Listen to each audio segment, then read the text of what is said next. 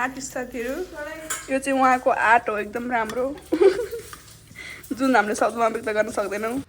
अब हेर्नुहोस् यो किन भयो अनि कसरी भयो अनि कसले गर्यो।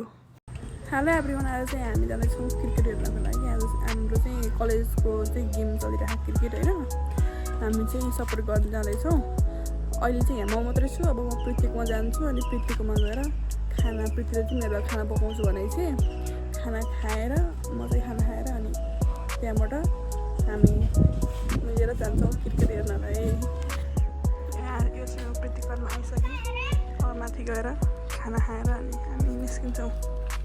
साथीहरू होइन, मलाई खाना खानु मन पराएको थियो, म खाना खान आएको तर खाना यस्तो डढाएको भात कसले दिन्छ खाना खानु बोलाएर। अब ढङ्गै साथीले पकाएछ यस्तो साँच्चै यार कस्तो डढेछ।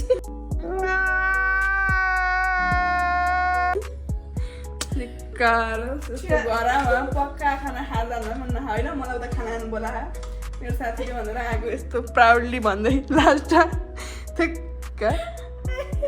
सो स्याड साथीहरू चाहिँ यो चाहिँ मेरो कला हो है गाइस, यो चाहिँ मेरो कला हो है के बोले भाई? अब के बोले आर्टिस्ट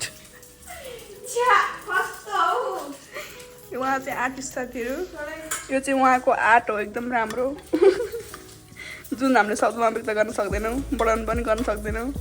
अनि यो चाहिँ हो मेरो भाग। तर होइन मैले बनाएको खाना होइन, आज कसले बनाएको चौटा खाना बुढी झोलमा डुबेर मोरी बनाएको जस्तो भयो साथीहरू। एक्सपेक्टेसन भर्सेस रियालिटी भयो यो। खानेकुरा त 360 थोक्छ साथीहरू। यो चाहिँ रोटी हो, अहिलेको नयाँ त्यसरी चुड्नु पर्छ यसलाई फेरि अनि दालमा चोपेर रोटी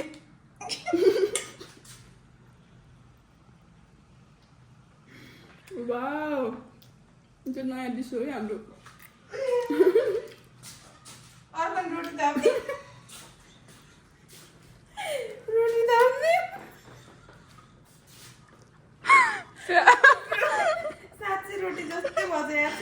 होइन होला के हो?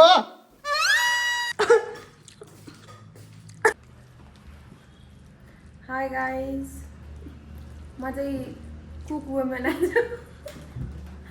रोटी स्पेशलिस्ट। राइस मेकिङ छोराले रोटी well rice making but suddenly tossing and roti happening. तर होइन खाना राम्रै थियो, तर त्यो यो ढिला आएर चाहिँ त्यो कुकरमा टाँसेर यस्तो भयो कि भाई साहब कुछ ज्यादा नहीं हो गया मतलब कुछ भी। यसले पकाउनु के अरे खानै पकायो होइन, तर म ढिलो आएँ त्यो भएर डढे भात यति मात्रै होइन पकाएको त्यति हो।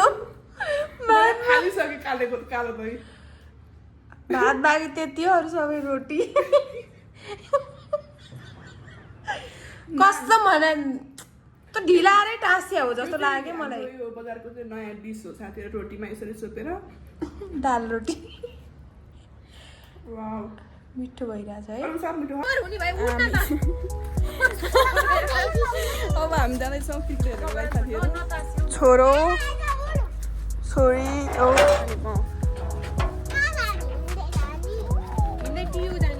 यो चाहिँ हो आर्मीको ब्यारेक। एपिएफको चाहिँ यो के हो थाहा छैन, हेर्नु पखलास भन्नुभएको उहाँले चाहिँ। यस्तो यहाँ बाटोमा अलिकति हाई स्पिडमा हिँड्नेहरूलाई चाहिँ पखलास भन्नुभएको उहाँले चाहिँ। हामी चाहिँ हिँड्दैछौँ गाइजहरू। अब कहाँ जग्गा त यस्तो देखाउनु हुन्छ साथीहरू, यस्तो इलिगल हो यस्तो कामहरू। हामी चाहिँ जाँदैछौँ हिँड्दै। अब हाम्रो अब 10-15 मिनट लाग्छ यहाँबाट हिँड्दै जानलाई। हामी जाँदैछौँ, नन चाहिँ यहीँभित्र हो, हामी किट खोज्दैछौँ। हाम्रो छोएर मरिसक्यौँ त्यहाँभित्र हो हामी जाने चाहिँ। साथीहरू छन् नै हामी जाँदै गयो। हामी चाहिँ छिरिसक्यौँ, तर कस्तो राम्रो यहाँ यताको नजारा यो, कस्तो राम्रो स्कुलको एरिया नि कति धेरै कम्पाउन्डिङ के। यता चाहिँ हुँदैछ क्रिकेट साथीहरू। हामी खास उता पल्लो गेटबाट गएको उतापट्टि चाहिँ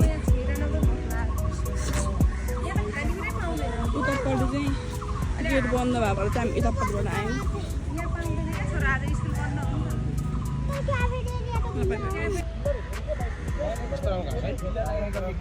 हाम्रो मुख्य प्लेयर चाहिँ हाम्रो लोकेश दाइ हो दाइ कति हान्नु पऱ्यो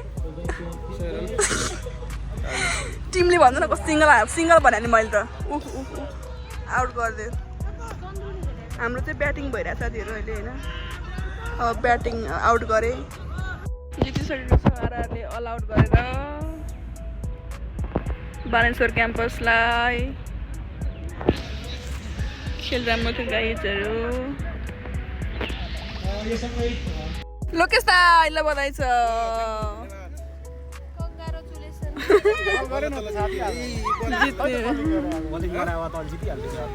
यहाँ चाहिँ गेम हुँदैछ साथीहरू अब हामी चाहिँ यहाँ बसेर हेर्दैछौँ अब चाहिँ मेरो खासै फोनमा चार्ज पनि छैन भाइ भाइ साथीहरू अब हामी एकछिनपछि निस्किन्छौँ यहाँबाट अनि हामी निस्किन्छौँ साथीहरू by by by good night by by कहिले बाई भन्छौँ जस्तो आयो त्यस्तै हजुरहरूलाई प्रस्तुत गरिहाले। अब केटाकेटीहरूले आफ्नो रहर पुरा गर्नको लागि खोलेको च्यानल हो, सब्स्क्राइब चाहिँ गरिदिनु होला, धर्म हुन्छ।